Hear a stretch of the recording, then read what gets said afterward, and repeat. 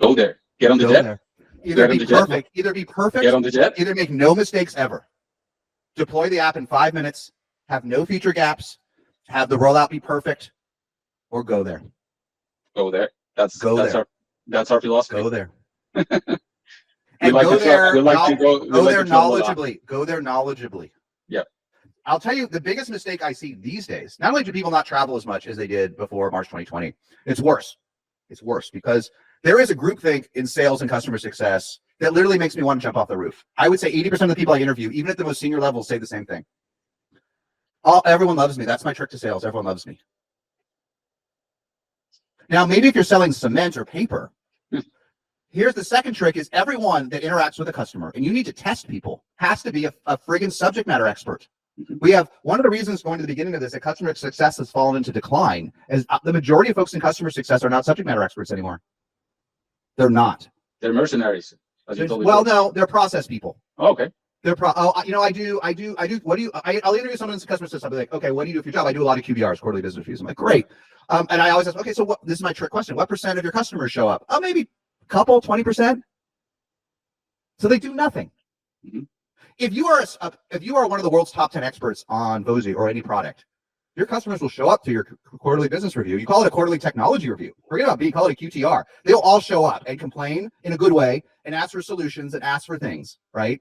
So if the other tip is, if anyone that interfaces with a customer is not a subject matter expert, you have failed as managers. Stop, take a pause, reboot your team, figure out how to train them, and figure out maybe to find other roles for folks that cannot be subject. But I would say 80% of customer folks say don't understand the product that they're supporting. And maybe 80% of sales. And it's I don't know which one's worse, because I find the sales folks in today's world lose deals because they think being nice wins the deal. But then another rep's in the deal that's your competitor. And you know what? They know this industry cold. They know it cold and they win the deal. Back in the old days, we competed with DocuSign aggressively in the old days. And, they raised a couple $100 million and we raised $6 million. But we were close to as big. I never should have sold. And we won Google and we won Facebook and we won Twitter and we won Groupon and we won Yelp and we won all the tech leaders. And the CEO first fired the VP of sales and the board fired that CEO and brought a new CEO.